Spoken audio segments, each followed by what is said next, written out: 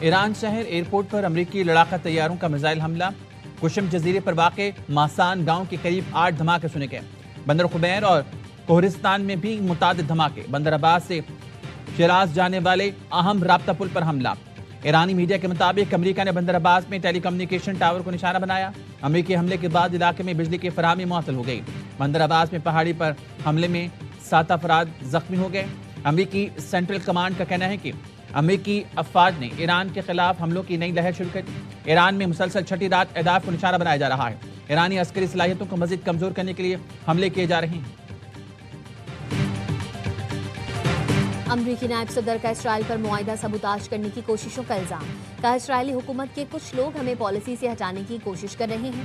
سفارتی کوششوں اور ایران سے اپنی معاہدہ سبوتاژ کرنے کے لیے اسرائیلی عناصر نے امریکہ میں مہم چلائی۔ اسرائیل نے مہم میں بھاری رقم خرچ کی۔ جیری وینس نے کہا یہ حقیقت ہے کہ ایپسٹین کے اسرائیلی انٹیلیجنس کے اعلیٰ ترین حلقوں سے رابطے تھے۔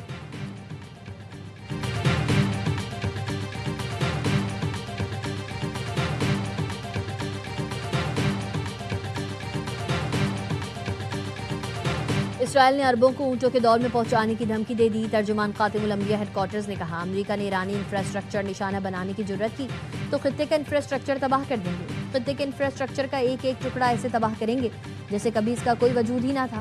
عربوں کو اونٹوں اور سینڈل کے دور میں واپس پہنچا دیں گے۔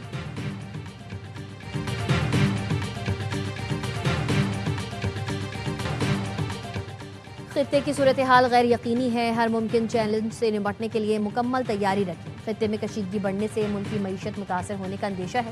وزیر اعظم شہباز شریف کا ملکی معیشت پر اثرات کے جائزہ اجلاس میں گفتگو، کہا اللہ کے فضل سے ملکی معیشت مستحکم ہے، ضرورت پڑنے پر بروقت اقدامات کے لیے جامع عمل مرتب کیا جائے۔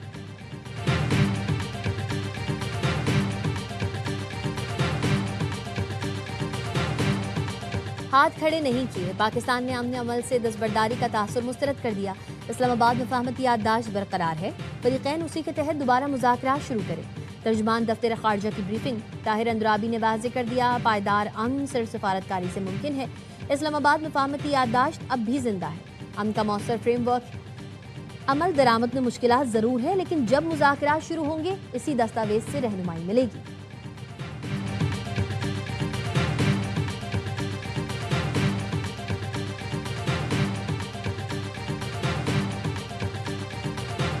Pakistan world artificial intelligence cooperation organisation کا بانی رکن بن گیا۔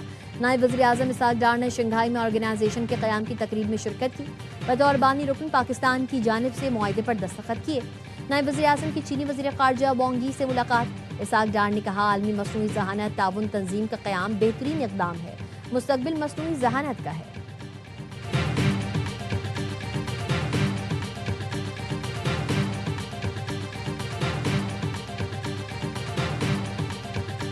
پاکستان جی ایس پی پلس سے سب سے زیادہ فائدہ اٹھانے والا ملک قرار۔ 2024 میں پاکستان نے 7 ارب یورو سے زائد کی مصنوعات برآمد کر کے فائدہ اٹھایا۔ یورپی یونین کی جی ایس پی رپورٹ جاری، پاکستان جی ایس پی پلس اسکیم کے تحت دنیا بھر میں سب سے بڑا برآمد کنندہ ملک رہا۔ پاکستانی ملبوسات، ٹیکسٹائل، چمڑے، تیار خوراک اور دیگر مصنوعات نے رعایتوں سے نمایاں فائدہ اٹھایا۔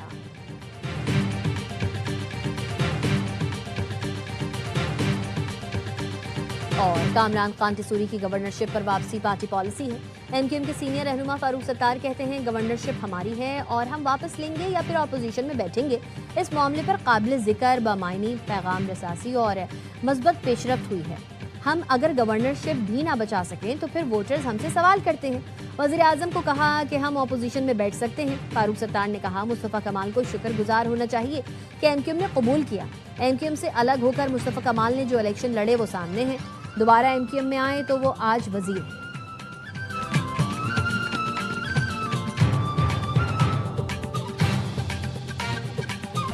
بجلی گھروں پر حملے کی دھمکی، ایران نے جوابی حکمت عملی بنا لی۔ ایران نے حوثیوں کو تیار رہنے کا پیغام بھیج دیا۔ رائٹرز کا دعویٰ، بتایا ایران نے حوثیوں کو پیغام بھیجا ہے کہ امریکہ بجلی گھر اور توانائی مراکز کو نشانہ بنائیں تو باب المندب اور بحور احمر بند کر دیں۔ ایرانی حکام نے پیغام میں کہا اہم آبی گزرگاہیں بند کر کے عالمی تجارت متاثر کی جائے۔ حوثیوں نے حدیدہ اور خلیج عدن کے ساحل پر میزائل نصب کر دیے۔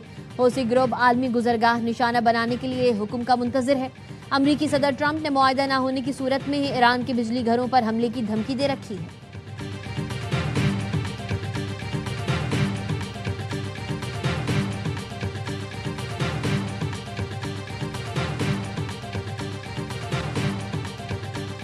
like giving deadlines, but they pretty much know the story.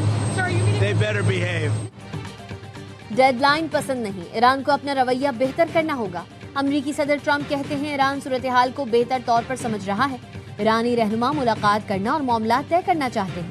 जल्द ही मालूम हो जाएगा कि हम किसी समझौते पर पहुंचते हैं या फिर मामला मुकम्मल तौर पर निपटा देते हैं। साबिक सदूर ने दुरुस्त इक़दाम नहीं किए। ये मामला 47 बरस पहले तय हो जाना चाहिए था।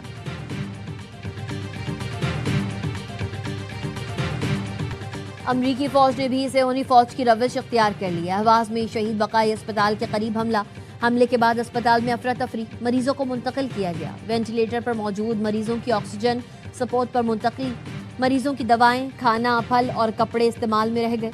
लोग प्यारों की मुंतकली के लिए कॉल मिलाते, एम्बुलेंस बुलाते रहे। अमरीकी हमलों के बाद सिरिया चाबहार केशम जजीरे में धमाके। अमरीकी सेंट्रल कमांड के मुताबिक ईरानी कमांड सेंटर्स, फ़ज़ाई दिफा, मिसाइल और ड्रोन तंसीबात को निशाना बनाया गया। बंदर अब्बास समेत मुतादिद मकामात पर हमले किए।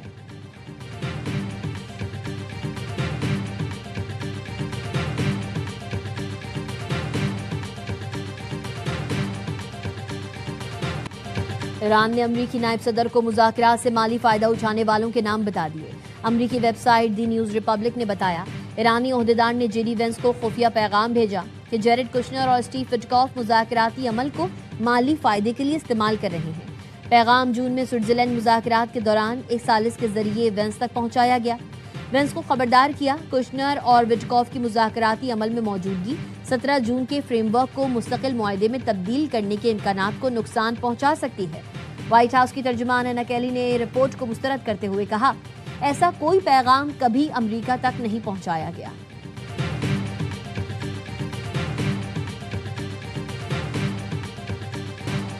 पीआईए के लिए 16 नए तैयारों की खरीदारी में बड़ी पेशरफ्त। वफाकी वज़ीर दाखिला मोहसिन नकवी का वाशिंगटन में बोइंग कंपनी के हेडक्वार्टर्स का दौरा। पीआईए की नई मैनेजमेंट के वक्त के साथ बोइंग ग्लोबल के सदर ब्रेंडन नेल्सन से मुलाकात। पीआईए के लिए 16 नए तैयारों की खरीदारी के बेहतरीन ऑप्शंस पर बातचीत। बेहतरीन डील को जल्द हतमी शक्ल देने पर इत्तेफाक। वज़ीर दाखिला मोहसिन नकवी ने तैयारा साजी की सनत में बोइंग कंपनी के कलीदी किरदार को सराहा।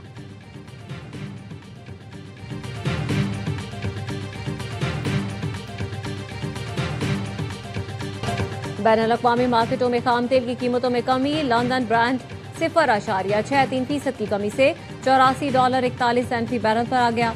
अमरीकी वेस्ट टेक्सास 0.38% कमी से $79.03 फी बैरल पर ट्रेड कर रहा है। IMF ने खबरदार किया है ईरान अमरीका कशीदगी से तेल की आलमी मार्केट में सप्लाई मुतासिर हो सकती है। रिपोर्ट के मुताबिक आबनार हुर्मुज़ की बंदिश से रोजाना 2 करोड़ बैरल खाम तेल रिफाइंड मसनूआत की फराहमी मुतासिर हुई। खलीजी ममालिक ने बहरान के दौरान मुतबादिल रास्ते इस्तेमाल किए जो हुर्मुज़ के नुकसान का सिर्फ एक छोटा सा हिस्सा ही पूरा कर सके। अब आलमी मंडी में तेल की कीमतों के झटके बर्दाश्त करने की गुंजाइश तकरीबन खत्म हो चुकी है।